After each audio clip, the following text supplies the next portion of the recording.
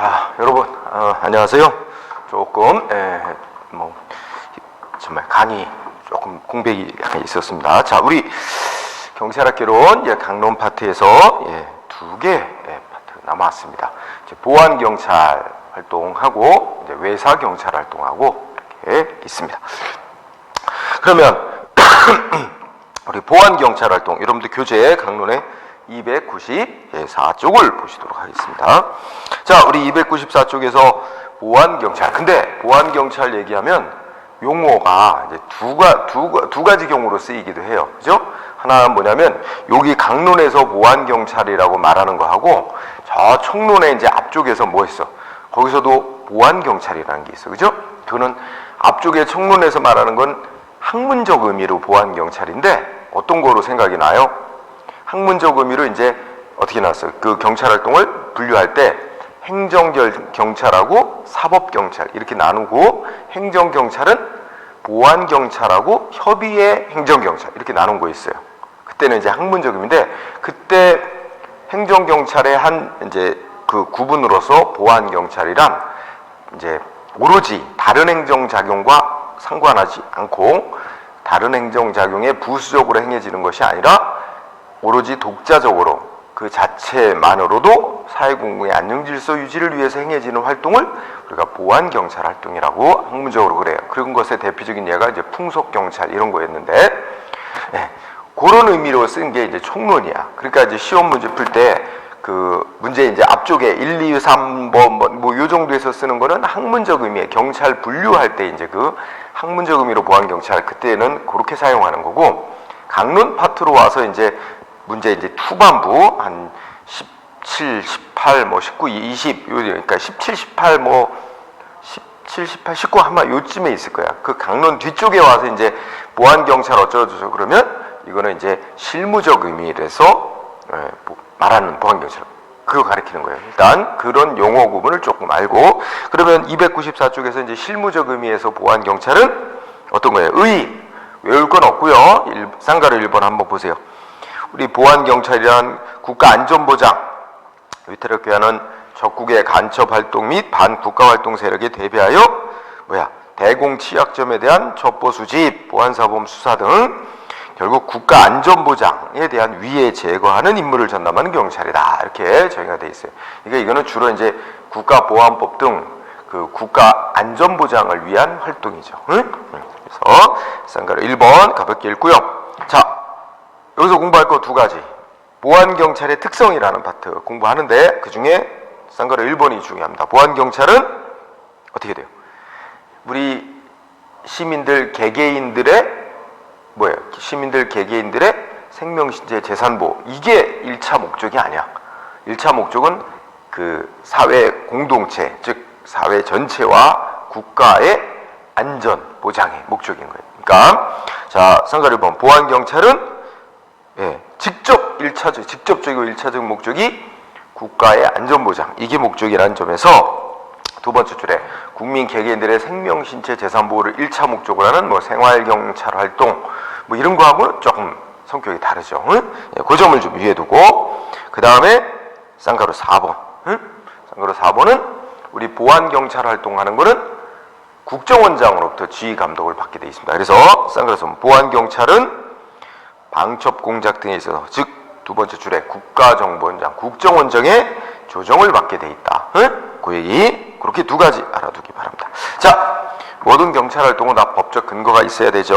자, 295쪽의 법적 근거와 임무는 좀 가볍게 읽고 지나가도 되겠습니다. 자, 그러면 295쪽에서 공부할 내용은 보안경찰 활동의 주요 활동이라는 항목으로 되어 있는데, 첫 번째 방첩 활동에 대해서 좀 공부를 할 게 있습니다. 첫 번째, 방첩 활동이라는 게 뭐냐? 방첩이란 간단히 말하면 우리 측의 비밀을 노출되지 않도록 유지하는 거. 우리 거 막는 거 있죠? 그런 게 있고, 이거 이제 소극적인 방첩 활동이라고 그러고, 한편 우리하고 적대 관계를 이루고 있는 적의 거를 알아내고 파괴하고 이런 거 있죠? 그게 이제 적극적인 방첩 활동이야. 그래서 그 두 가지 합치면 방첩 활동이란 기밀 유지, 보안 유지라고도 부르며, 상대를 하여금 우리 측의 의도를 간파하지 못하게 하고, 우리 거 알지 못하게 하고, 반대로 우리 측에 어떤 상황도 노출되지 않도록 하는 방식. 여기서 쓴 거는 주로 이제 소극적 의미의 방첩을 주로 이제 정의를 해놨습니다. 예. 자, 뭐 그런 정도 한 두 줄 보고요. 예. 엄밀히 말하면 방첩 활동에는 그 쌍가로 3번에서 말하듯이 소극적인 것도 있고, 우리 거 이제 보호하는, 노출되지 않도록 하는 소극적인 것도 있고, 적극적으로 적국의 거 알아내고 파괴하고 하는 적극적인 방첩 활동도 다 포함하는 의미입니다. 넓게는. 근데 여기서는 이제 주로 어디에다 주로 초점을 두냐면 이제 소극적인 거에다 초점을 둬서 얘기한다, 이렇게 생각하시면 돼요. 자, 방첩 활동은 의의에서 두 줄 그 의미 알아두고요. 뒤로 갑시다. 그러면 여기 시험에 이제 자주 나오는 영역으로 넘어갔어요. 296조 거기 봐요. 거기 2번 방첩 활동의 기본 원칙 있죠? 되게 중요한 거예요. 시험에 곧잘 나오는 영역이니까. 방첩 활동의 기본 원칙으로 얘기된 거 첫째, 완전 협조의 원칙. 예, 뜻 한 세 줄 써놨죠? 핵심은 뭐예요? 아이고, 우리 방첩 활동하는 경찰 기관만 해가지고는 효과가 크지 않다. 뭐예요? 일반 국민의 협력을 받아야 돼. 따라서 키워드는 어떻게 돼요?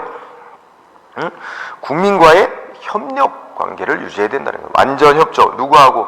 국민과의 협력 관계. 뭐 경찰기관, 다른 국가기관, 국민 다 협조 관계가 잘 돼 있어야 된다는 얘기죠. 그래서 완전 협조의 쪽은 국민의 적극적인 협력, 이 얘기를 하는 거고. 그 다음에 치밀의 원칙은 우리 거를 알아내고 우리 거를 파괴하고 하려는, 예를 들어 적국의 간첩, 북한 간첩 한번 생각해보세요. 걔네들 치밀하게 움직인단 말이야, 비밀리에. 그럼 그거 알아내고 뭐 체포하려면 우리도 치밀하게 움직여야 될 거 아니에요. 그 얘기예요. 치밀의 원칙이란, 예. 저쪽도 치밀하게 나오니 우리도 치밀하게 나가야 된다. 치밀하게 작전 짜고 해야 된다는 얘기입니다. 그 얘기다. 그 다음에 계속 접촉의 원칙. 이 세 가지 중에 특히 계속 접촉의 원칙에다 조금 더 초점을 둬요. 시험 문제 그동안 나온 거 보면 요거 가지고 자꾸 문제를 만든 얘기죠. 그러니까 핵심은 이거예요. 간첩 혐의자로 의심되는 자, 간첩 혐의자로 보이는 자가 있다 해도 바로 어떻게 돼요? 바로 공개하지 말래. 응? 왜? 왜냐면 그 뒤에 고구마, 감자 덩굴이나 고구마 덩굴처럼 하나만 딸랑 나오는 게 아니라 줄줄줄줄 뒤로 이어져 있을 거 아니야. 그러니까 읽어볼까요? 거기 간첩 용의자를 발견했다고 해서 즉시 검거하지 마라. 그 뒤 배후 조직망, 간첩망 전체가 전목을 파악하기 위해서는 계속 접촉하면서 주시하고 탐지하고 해야 되겠죠. 그런 관계를 유지해서 어느 정도 전모가 파악이 됐다 할 때 이제 일망타진하라, 이런 얘기죠. 그래서 그게 계속 접촉의 원칙이에요. 요거 뭐 방첩 활동의 기본 원칙 세 가지 잘 공부하고, 그 중에서도 계속 접촉의 원칙, 요거에다 조금 더 초점을 둬서 공부하기 바랍니다. 그 다음에 그 밑에 또 세 번째 거, 방첩 활동의 수단 있죠? 요것도 또 중시. 이제 세 가지가 있는데, 적극적, 소극적, 기만적, 이렇게 나누죠? 자, 적극적인 건 뭐겠어요? 우리가 알아내려고 하는 거지. 예를 들면 우리하고 지금 적대 관계는 북한에 지금 뭐 미사일, 핵미사일 뭘 실험한다, 뭐 이런 거에 대해서 알아내는 거잖아요. 그래서 적극적 방첩 수단은 첫째 줄에 뭐라 했어요? 적과 적의 공작망을 분쇄하기 위하여 취하는 공격적 수단. 뭐 대충 짐작 가능하죠? 그래서 뭐 적국에 침투해가지고 뭐 알아내고 파괴하고 이런 거 얘들이 알 수 있습니다. 예. 그 다음에 소극적 방첩 수단은 우리 거 노출되지 않게 하고 우리 거 보호하는 그런 수단들을 말합니다. 그래서 그것도 공부. 그 다음에 기만적인 건 뭐예요? 속이는 거잖아요. 기만이. 기만적 방첩 수단은 그래서 첫째 줄 것 때문에 어떻게 돼요? 적이 오판하도록 속이는 활동을 말하는 겁니다. 예. 그래서 얘 보면 허위 정보를 유포한다, 유언비어를 유포한다, 그죠? 뭐 양동 간계시라는 건 이렇게 하는 척하면서 저렇게, 그러니까 이 양동이 두 가지 방향으로 움직이는 거죠. 적이 알아차리지 못하게. 그러니까 실제는 이쪽으로 갈 거면서 이쪽으로 갈 듯이, 이런 식으로 이제 속이는 거, 그런 걸 말합니다. 자, 그래서 저기 방첩 활동의 수단, 적극적, 소극적, 기만적, 이 세 가지, 요것도 꼭 알아둬야 될 영역. 자, 그 다음에 4번 항목 가면 방첩 활동의 대상에서 간첩, 태업, 전복 활동 이래가지고 이제 세 가지를 얘기하는데 간첩에 대해서 자주 나옵니다. 자, 간첩이란 뭐냐 해가지고 뭐 거기 의 써놨어요. 이건 읽고 뭐 간첩 우리 상식적인 말로 생각하시면 돼요. 읽고 지나가 되고요. 자, 공부할 거 간첩의 분류 공부해야 됩니다. 간첩의 분류. 간첩은 무슨 임무를 띄고 왔느냐에 따라서 임무 가지고 간첩을 분류하자면 일반 간첩. 이거는 일반 간첩은 일반이 나타내듯이 어떤 특수한 한 가지 임무를 띄고 온 건 아니고 그냥 우리나라에 잠입을 해서 우리 사회 정세 뭐 이런 거에 대한 일반적인 전반적인 거 이런 거를 이제 수집하고 보고하고 뭐 이런 임무를 띈 간첩을 일반 간첩이라. 그러니까 특정한 목적 하나에만 이제 된 건 아니죠. 그래서 일반 간첩. 증원 간첩은 뭐겠어요? 증원 간첩은 내용 보시면 알겠지만 뭐야? 인적 자원 확보. 그러니까 뭐랄까 우리나라에 와서 이제 사람을 더 포섭하는 거죠. 사람을 포섭해서 간첩들의 뭐랄까 범위를 넓히기 위한 활동이죠. 그래서 인적 자원 확보, 간첩 요원을 보충한다든지. 그래서 뭐 우리나라에서 이제 포섭을 해가지고 북을 예를 들면 북으로 이제 데리고 와서 교육을 시켜가지고 다시 보내는 거죠. 이런 식으로. 그래서 포섭하기 위해서 이제 보내는 간첩을 이제 증원 간첩. 한편 보급 간첩은 말 그대로 어떻게 됐어요? 국내에 들어와 있는 간첩들에 대해서 여러 가지 자금이라든지 무슨 뭐 이렇게 장비 같은 거 이런 거 전달하기 위한 그런 보급해주기 위한 목적으로 투입되는 간첩을 보급 간첩. 무장 간첩 말 그대로 무장한 채로 어떻게 돼요? 우리 국내 시설을 뭐 중요 시설을 파괴한다든지 이런 목적으로 인명살상하는 이런 목적으로 들어오는 간첩을 무장 간첩이라고 하시죠. 그래서 뭐 되게 쉬운 구분입니다. 그죠? 이거는 이제 임무를 가지고 구분하는데 임무 가지고 구분하면 이렇게 네 가지로 나눌 수 있고 그 다음에 오른쪽 가면 활동 방법 가지고 세 가지로 또 구분할 수 있대요. 고정 간첩은 말 그대로 어떻게 돼요? 어느 일정 지역에 딱 정착해서 거주해 살면서 간첩 활동하는 자를 고정 간첩이라고 하죠. 그 다음에 배회 간첩은 일정한 장소에 거주한다든지 그러지 않고 떠돌아다니는 간첩이죠. 지금 배회 간첩. 그 다음에 공행 간첩. 이게 좀 생소하죠? 공행 간첩은 가장 전형적인 게 외교관 같은 겁니다. 신분은 외교관처럼 와가지고 공식적 신분은 외교관이야. 또는 꼭 외교관만이 아니라 공식적 신분은 뭐 대학 교수야. 그런데 이제 원래 외국 대학의 교수인데 북한에 이제 포섭된 간첩이야.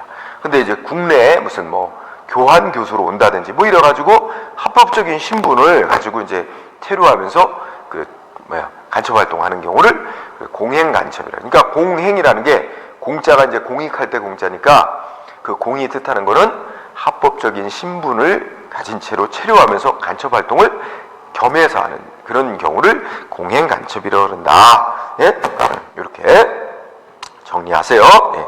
그 다음에 활동 범위. 이건 별건 없겠죠? 활동 범위가 이제 굉장히 광범위하냐 아니면 특정 업무에 한해서 좁은 지역에서 특정 업무, 임무 하나만 하도록 하느냐에서 대량형, 지명형 뭐 이렇게도 나누죠. 이건 가벼운 구분 넘어가세요. 자, 그 다음에 고기 우리 손자병법 알죠? 중국의 손자병법에서 간첩을 이렇게 나눴다. 이것도 알아두세요. 외우다시피 해야 돼. 손자병법에서 말하는 손자가 분류한 간첩. 첫째, 향간. 향간하는 거는 향이 가리키는 거는 시민을 말해.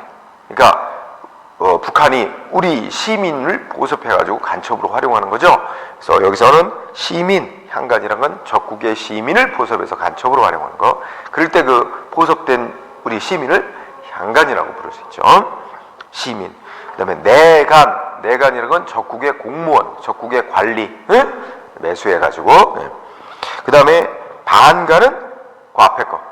적의 간첩을 체포했어. 근데 적의 간첩을 역이용해서 이중 간첩으로 이제 써먹는 거죠. 그게 적의 간첩을 역이용하는 거. 그때 그런 유형의 간첩을 뭐라 그래요? 반간. 그 다음에 사간은 반간의 정반대죠. 그러니까 이제 이렇게 된 거야. 우리 간첩인데 우리가 알았어.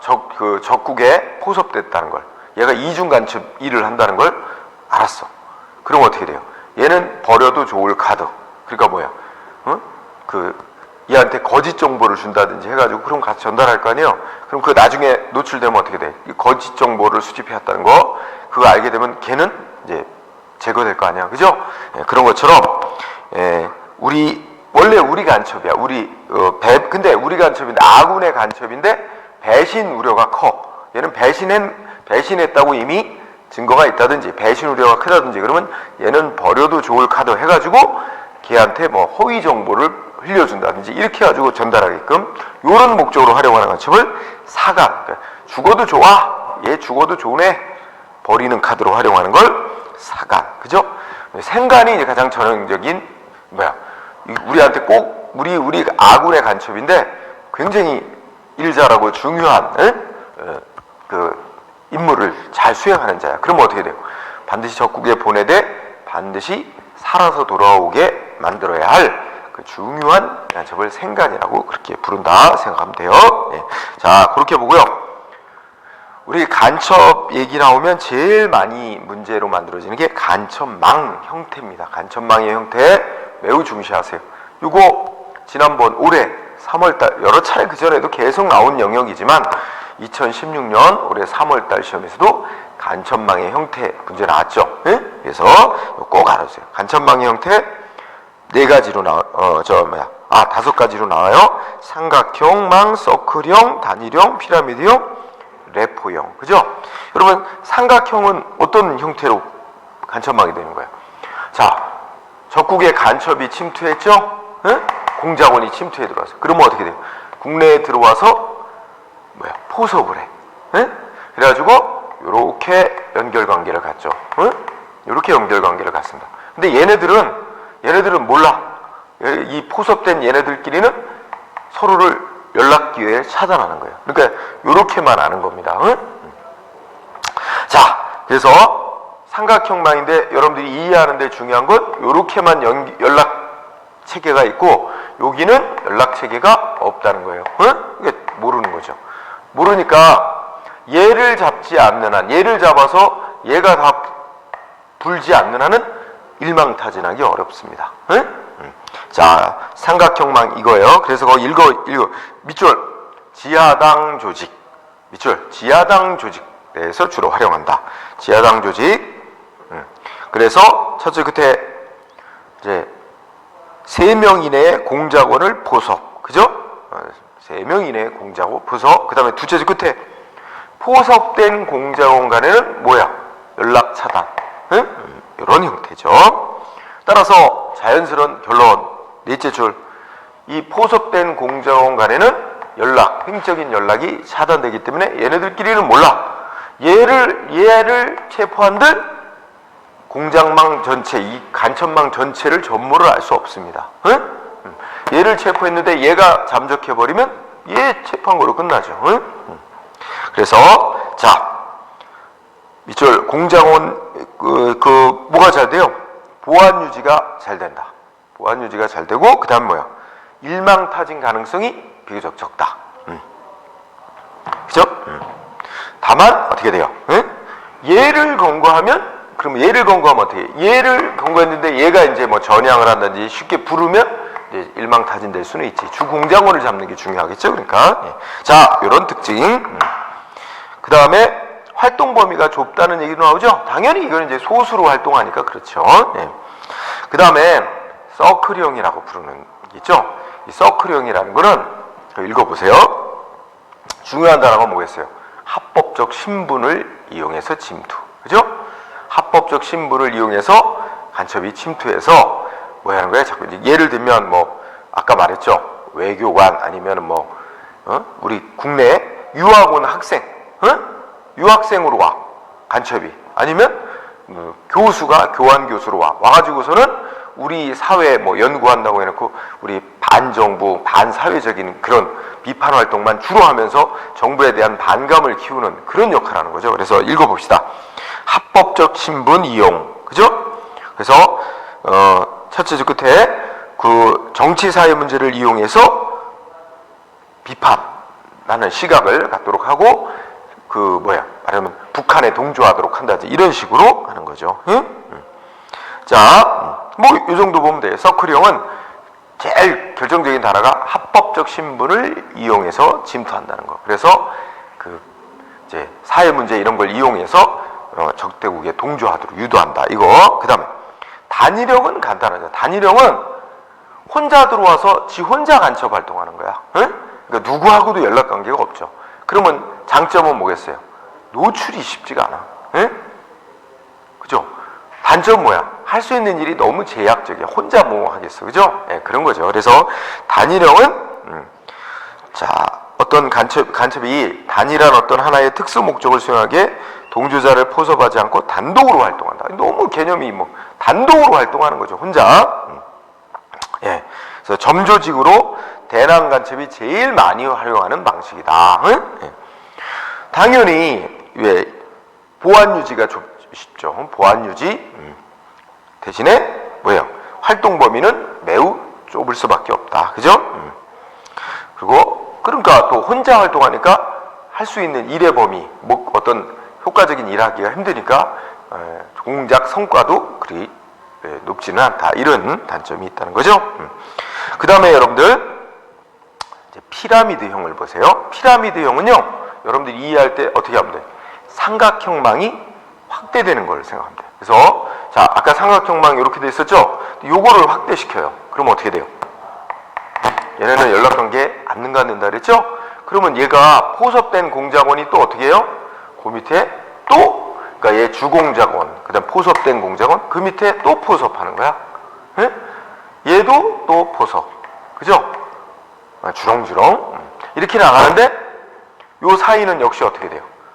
예? 요 사이는 서로 연락이 안 되게 되는 거죠. 서로 모르게 하는 거죠. 그래서 삼각형망의 확대예요. 그러면 어떻게 될까요? 일망타진이 쉽지가 않죠. 삼각형 확대. 그리고 횡적 연락 차단됐죠. 대신에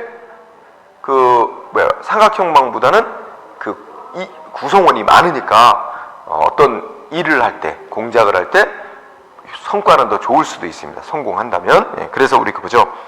간첩 밑에 원래 간첩 밑에 주 공작원 두세 명 두고 그 밑에 다시 또 포섭된 공작원 또 포섭하고 이거 연장하면 또 포섭해서 또 이렇게 연락관계 계속 갖는 거죠. 이렇게 연락 차단하면서 밑으로 내려가는 거예요. 그죠?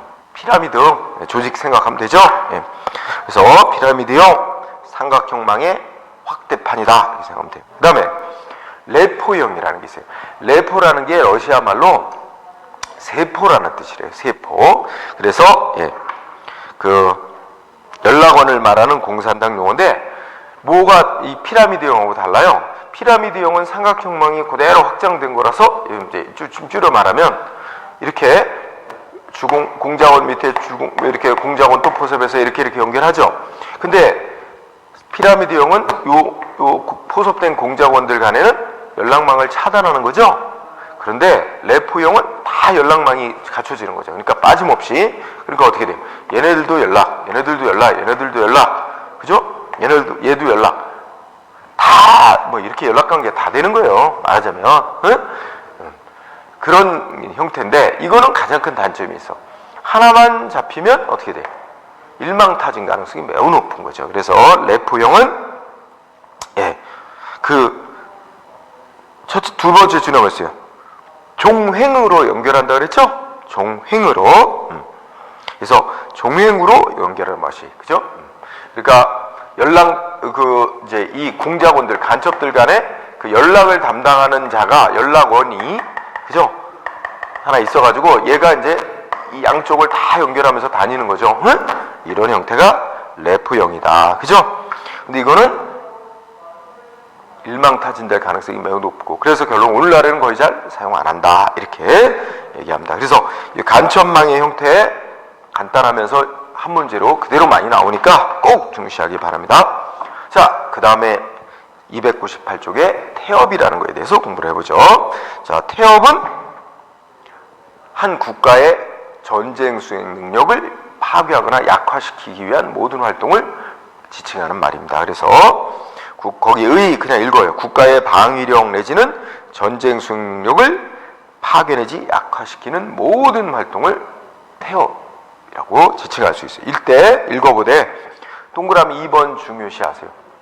그러면 태업 활동의 대상이 되는 조건, 어떤 걸 주로 대상으로 삼아야 효과적일까 하는 거죠. 자, 기억번 당연한 얘기, 전략적 가치, 전술적 가치가 있어야 되고, 니은번 태업을 하는데 필요한 도구를 쉽게 입수하거나 접근이 쉬운 대상이어야 될 거고, 세 번째는 한번 파괴되면 빠른 시간 내에 쉽게 복구가 어려운 시설 같은 걸 대상으로 삼아야 되겠죠. 그래서 태업의 대상 요거 체크. 네. 보통 문제를 틀리게 만드는 경우에는 디귿을 틀리게 만듭니다. 일단 복구되면 쉽게, 일단 파괴되면 쉽게 복구나 대체가 가능한 걸 해야 된다. 그러면 이제 그걸 갖고 자꾸 틀리게 만듭니다. 그럼 틀린 말이죠. 자, 그 다음에 태업의 형태라는 3번인데 이것도 중시해요. 태업의 형태는 대상에 따라서 크게 둘로 나눕니다. 물리적인 태업과 밑에 들어가면 심리적 태업 이렇게 나누죠. 물리적 태업과 심리적 태업으로 구분할 수 있대요.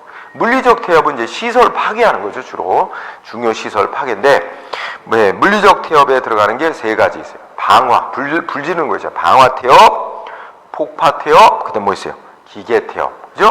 그러면 방화 태업은 불 지르는 거고, 폭파 태업은 폭파시키는 거고, 그다음 뭐예요? 기계 태업은 기계를 망가뜨리는 거죠. 못 쓰게, 작동을 멈추게 한다든지, 네, 그런 거죠. 예를 들면은 우리가 그 기차에 그 철로를 파괴하고 탈선을 시켜서 운행을 멈추게 한다. 이런 것들이 이게 기계 태업이죠.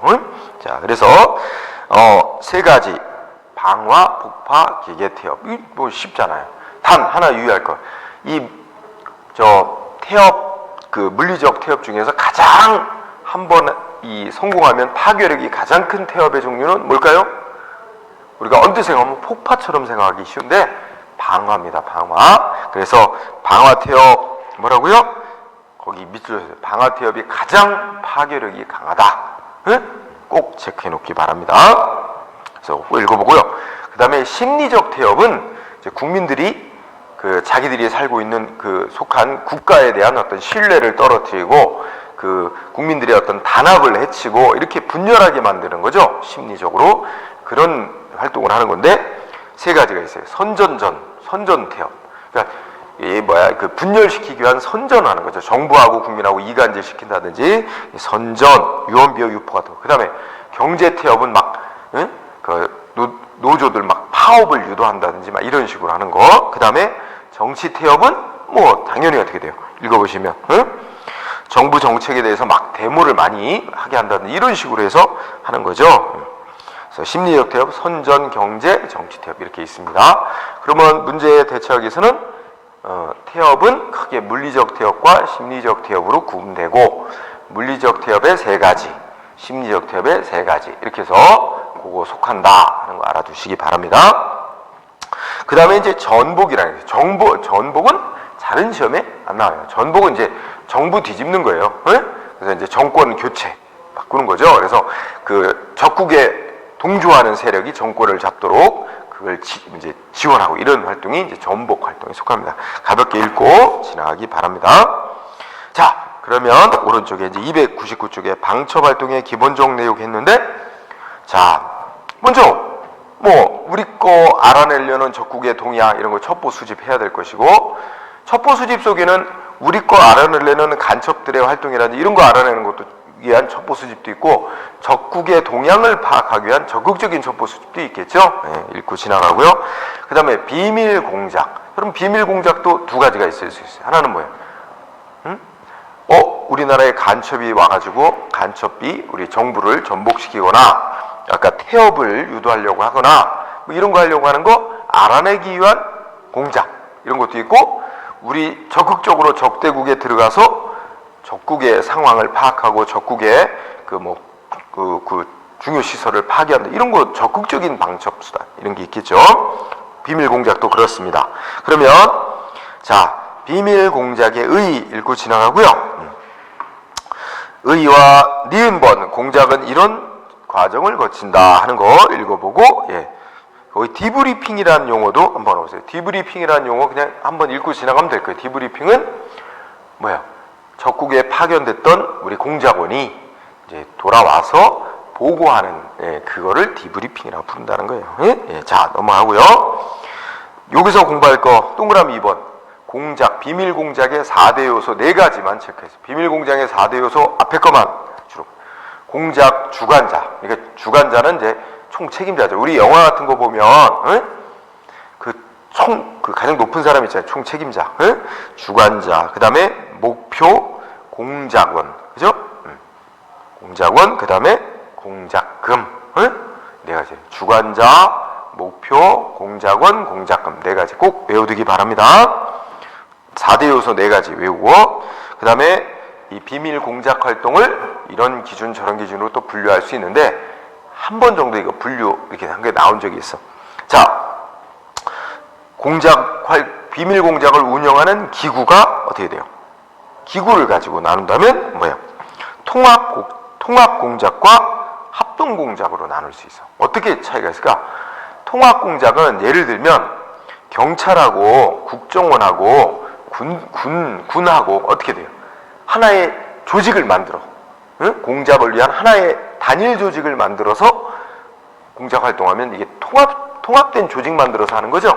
이런 게 있고, 합동 공작은 조직을 통합하지는 않고 군은 군대로, 국정원은 국정원대로, 경찰은 경찰대로 이렇게 따로따로 이제 조직 단위로 하면서 서로 어떻게 돼요?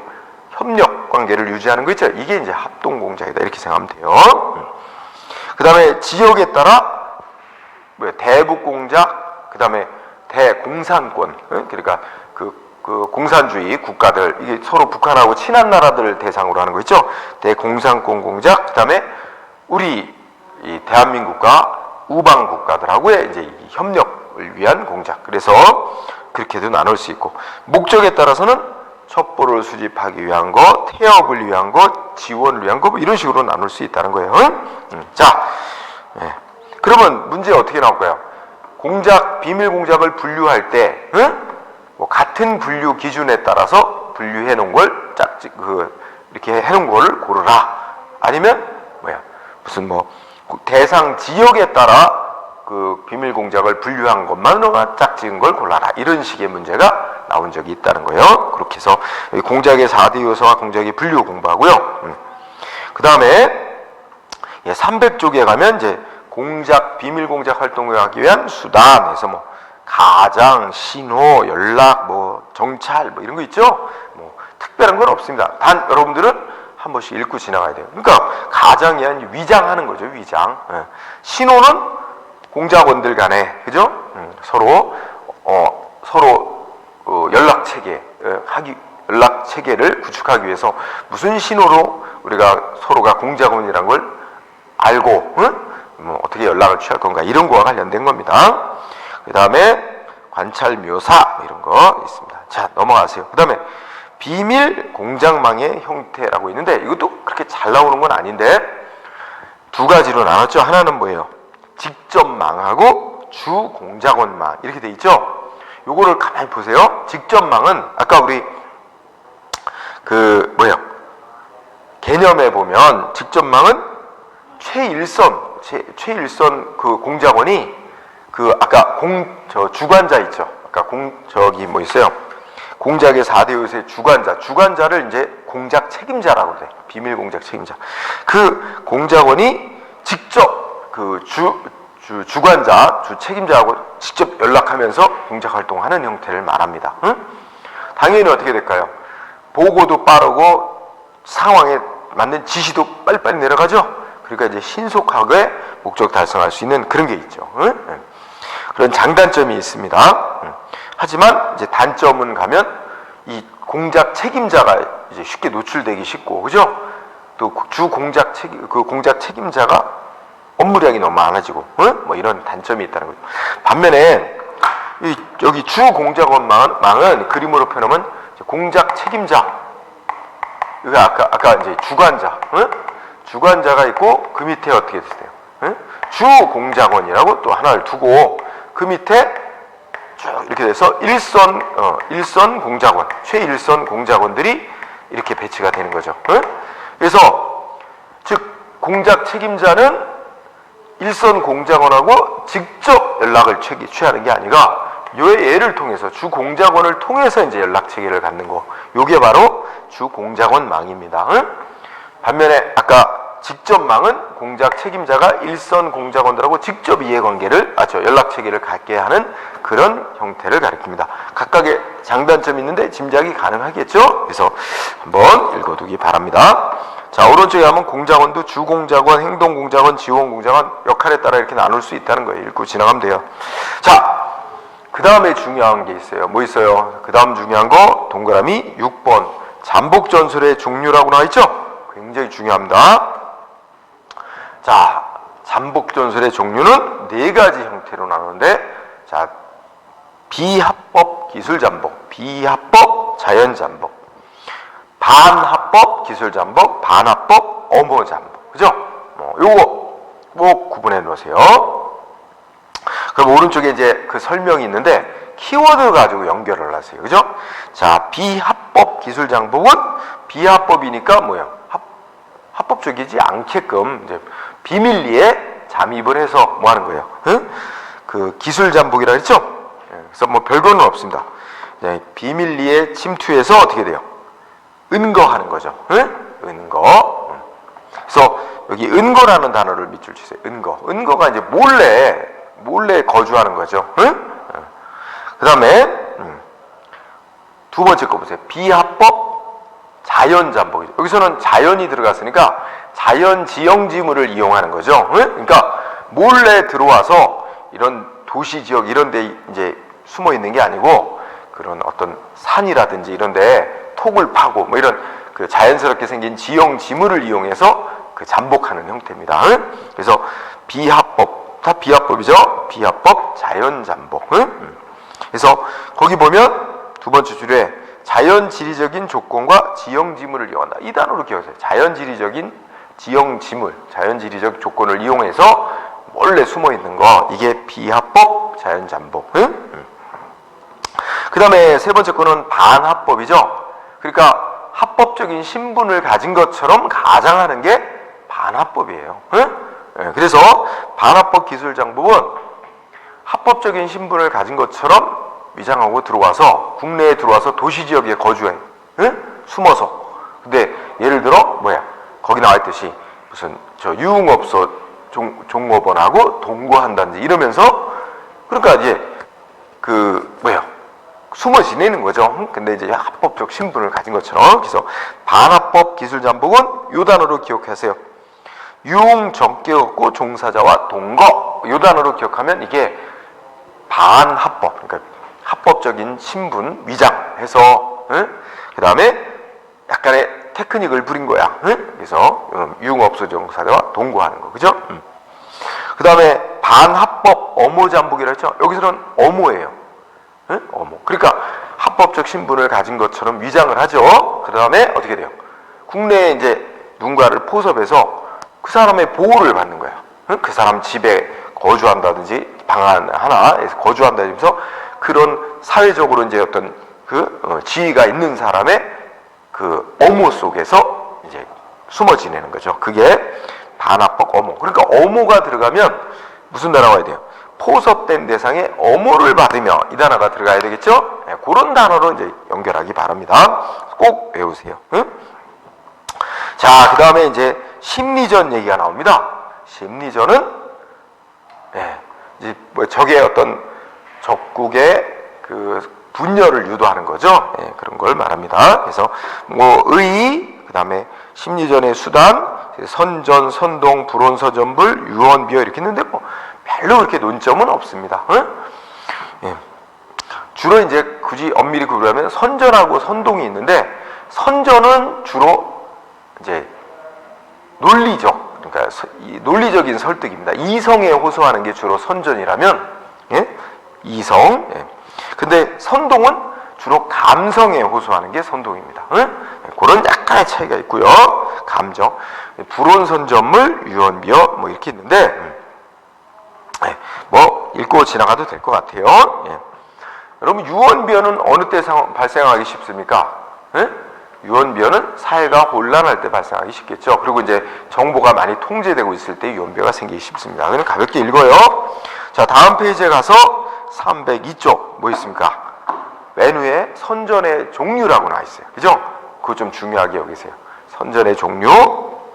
선전의 종류를 셋으로 나눠. 백색 선전, 흑색 선전, 회색 선전. 그죠? 자, 이때 키워드. 백색 선전은 뭐예요? 거기 출처를 밝히고 하는 선전. 밑줄.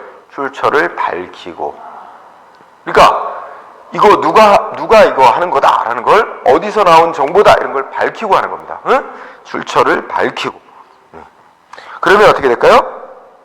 뭔가 신뢰성이 더 있는 것 같죠? 출처를 밝히고 하니까. 그래서 두 번째 줄 끝에 뭐 했어요? 신뢰도가 높은 형태의 선전. 신뢰도가 높다. 장점. 그 다음에 회색 선전은 어떻게 돼요? 출처를 안 밝히고 하는 게 회색 선전입니다. 출처를 모르게 하는 거죠. 회색 선전은 출처를 안 밝히고. 밑줄 치고요. 자, 어디서 나온 정보다, 뭐 누가 말한 거다 이런 거 출처를 안 밝히고 하는 회색 선전은 장점이 뭐예요? 이 선전이라는 선입견을 안 주기 때문에 장점은 있지만, 만약에 이게 저게 회색 선전을 하는 거다 이런 걸 적국이 알아차리고 역선전을 하면 오히려 되치기 당할 우려가 있다는 거죠. 그래서 두 번째 줄에 역선전을 할 경우 대항이 어렵고, 그죠? 그 다음에 출처를 안 밝히고 하니까 신뢰도가 좀 떨어져서 원래 의도하는 선전 효과를 제대로 달성하기 어려운 목적도, 그런 단점도 있다. 그죠? 그 다음에 세 번째는 뭐예요? 흑색 선전. 흑색 선전은 출처를 어떻게 하는 거예요? 위장하고 하는 겁니다. 응? 출처를 위장하고 하는 거. 밑줄 치세요. 출처를 위장한다. 그러니까 예를 들면 이제 북한 같은 경우에 이제 우리 북한이 보내는 우리 대한민국을 비난하는 무슨 이렇게 방송을 내보내. 근데 사실은 그거 뭐야? 북한에서 내보내는 거야. 그런데 마치 방송은 뭐로 해? 남한에 있는 그 무슨 시민운동 단체가 정부를 비판하는 방송을 하는 것처럼 그렇게 위장하는 거죠. 응? 남한 내 시민 세력이 정부를 비판하고 하는 거다라는 것처럼 다른 사람들이 그렇게 오해를 하게끔 만드는 거죠. 그래서 흑색 선전, 출처를 위장하는 거다. 예. 근데 이게 그 단점은 어떻게 돼요? 응? 이게 이제 출처를 위장하기 위해서 굉장히 조심을 많이 해야 된다. 그죠? 셋째 줄, 많은 주의가 필요하고, 그리고 정상적인 통신망을 이용해서 선전하기는 어렵고, 비밀망을 이용해야 되겠죠? 예, 그런 단점이 있다. 그러니까 그런 게 좀 방법상으로 조금 어려운 점이 있다는 거죠. 어쨌든 이 선전의 종류 매우 중요하게 여기기 바랍니다. 그 다음에 302페이지 아래쪽에 우리가 이제 이런 그 보안 경찰 활동과 관련된 그 용어들이 있습니다. 그쪽 분야에서만 사용하는 용어들이 있는데 그 보안 경찰 관련 용어 좀 알아두세요. 특히 이제 아지트, 뭐 대충 아죠? 아지트. 이게 아지트가 선전 선동 본부예요. 그러니까 본부, 지령 본부. 그 다음에 비트는 이제 그 몰래 숨어 지내는 곳인데, 특히 이제 비트라고 하는 게 그 뭐 산 같은데 톡을 파고 들어가서 이제 숨어 있다든지 이런 것처럼 그 자연 지형을 이용해서 그 숨어 있는 장소, 그런 곳을 비트라고 합니다. 그 다음에 고정 수수소라는 건, 수수라는 게 줄 숫자 받을 숫자니까 주고받는 장소죠. 그러니까 뭔가 공작금이라든지 무슨 장비라든지 이런 걸 어디다가 이렇게 이제 장소를 지정해 놓고 거기서 주고받고 하기로 약속된 장소, 그런 걸 고정된 주고받는 장소, 수수소, 연락 매개 장소죠. 드보크라는 용어가 있어요. 이거는 러시아 말인데, 그 참나무를 뜻한대요. 그래서 옛날에 러시아의 소련의 공산주의 공산당들이 이제 공산주의 혁명할 때 그 마을 입구에 그 참나무 이렇게 쭉 있으면 거기를 갖다가 어디를 하나 표시를 해놓고 그 밑에다가 뭔가 이렇게 연락 뭐라든지 전달할 거를 묻어놓고 표시하면 또 캐내고 이런 식으로 그렇게 활용했던 장소인데 말하자면 이게 고정수수소죠. 말하자면 그게 러시아에서는 드보크라고 이제 불렀다는 거예요. 그 다음에 난수표. 난수니까 이게 해독하기 어려운 숫자죠. 그러니까 막 우리 암호예요. 암호. 숫자로 된 암호를 난수라고 하죠. 난수표. 그래서 간첩들끼리만 무슨 숫자는 5는 뭘 뜻하고 7은 뭘 뜻하고 뭐 이런 식으로 해서 지네들끼리만 암호 작성해놓은 표를 난수표라고 하죠. 암호 문건.